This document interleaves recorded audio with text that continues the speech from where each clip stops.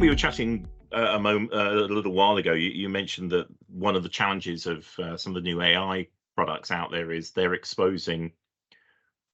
making it easier for people to find exploits and find gaps in that sort of, you call it shadow AI, but also it's depending on the model you use. And I think every company has now fallen into this trap of it's incredibly easy to start leaking things you didn't mean to leak because you've integrated to a chat model and started training it on data that it has no business being trained on. And that is then you're effectively, Samsung famously did this, where they sent a whole bunch of customer behavior data straight to OpenAI.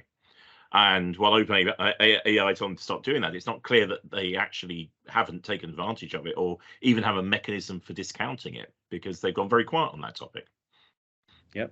Totally agree.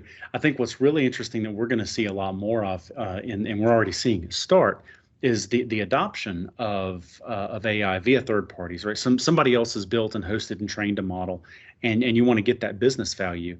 And I've been chasing as a defender, as my other defenders, you guys and others, shadow IT for decades, right? It's like Salesforce made their billions on facilitating shadow IT, and these things wind up becoming production.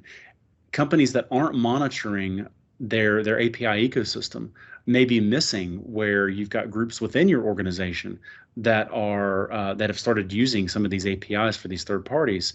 And if you're not continually monitoring not only your own APIs that you write, but the ones that your systems are integrating with and working with, the first time that you find out something's wrong is well after the actual issue, the actual incident. So we ask customers things like, if somebody in your finance group started using a lot of the products, I think, are going to be cheap wrappers on top of OpenAI for the next couple of years.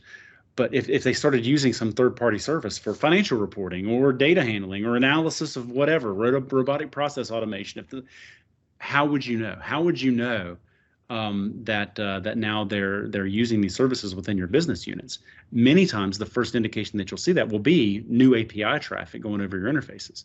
And if you're not monitoring that, then you're going to have a blind spot until something blows up. And that's going to be really problematic.